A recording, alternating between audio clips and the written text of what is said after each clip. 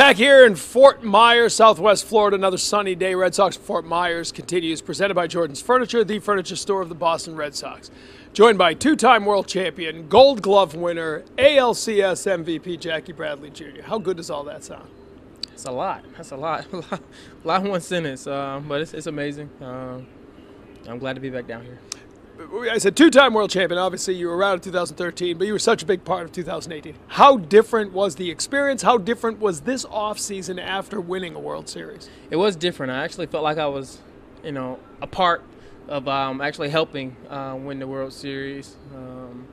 And it's been a great offseason, an amazing offseason. I think getting to, see family, talk with friends, and actually talk with teammates as well. We all reminisce about it. We all talk about it, and I think just coming back down here kind of just brings back great memories. You won out on the West Coast. You came back the next day, the parade. At what point did you take a deep breath? Did you sort of let out a sigh and let it all sink in what had happened to you over the last few months? Probably around Christmas. Just so much happened so fast. And then, once you win, like you said, we did the parade. And then you're still traveling. You're kind of like settling down. People are still contacting you, congratulating you, and fans are letting you know how excited they are and proud they are of the team. And I think once you just have time to just kind of relax and see, you get Christmas gifts, and it kind of reminds you of playing ball. So I think right around Christmas time, New Year's is when it finally all sunk in. We've been saying Gold Glove caliber defense for Jackie Bradley Jr. for years. You finally get the award this year and get recognized. What did it mean to you? It doesn't change what you had done in those other years, but what does it mean to get that recognition? It's special. I've always wanted to be a Gold Glover. It's something that I took a lot of pride in as a young kid, and obviously once I got to pro ball, I wanted to be a part of the crew. And it feels good to finally be able to join the brotherhood. You said it wasn't your best defensive year. It wasn't. Isn't that funny, though? I mean, it's almost... It is. You have to get the reputation and then continue to sort of get those votes. Seems like a weird system, but... Yeah, I mean, like I said, I felt like personally myself, I can't go off what they think or what they do.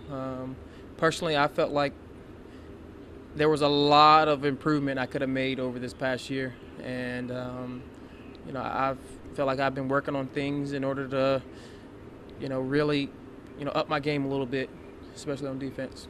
And you worked on your offense. I want to get into that in a little bit, but being honored as ALCS MVP, and that's a complete award. And obviously you had some big hits in that series, the grand slam, the two-run homer, you had the go-ahead hit earlier.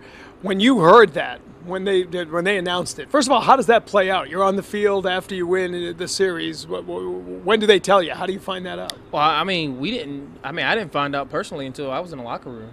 And, I was just kind of celebrating with all of my teammates. We were just glad we won. We had just beat a really good team and the champs from the previous year. So I think just getting back and celebrating, getting to hang out with family, and then they kind of announced it inside in the locker room. I think they did like a little show, and it was a great feeling. It was a great feeling. Obviously, had you thought about it prior to? I mean, you obviously had some big hits. You knew you had a good series. Yeah, I had a lot of timely hits, and that's key. That's what's able to. I think it's what helped me earn the award. But there was a lot of guys who did a lot of special things. So, I felt like without them, I probably wouldn't have been the ALCS MVP. Seemed to be, and from what I could see, your teammates really rejoiced with you in getting that. And I know it's just one moment. You were getting ready for the World Series soon and all that, but you're a guy who's worked so hard to improve his game and to prove yourself time and again. What did that mean to you? There were a lot of great quotes about how happy everybody was for you. What did that mean to you? I just think because over the first half of this past year, I think someone told me I ranked somewhere in the top 10 of all of baseball, and my average exit velocity, hard contact it was like over like 55% at the particular time or something like that they were saying, and I was just hitting them right at people. So it was it was finally good to actually see the ball go somewhere else besides in someone's glove.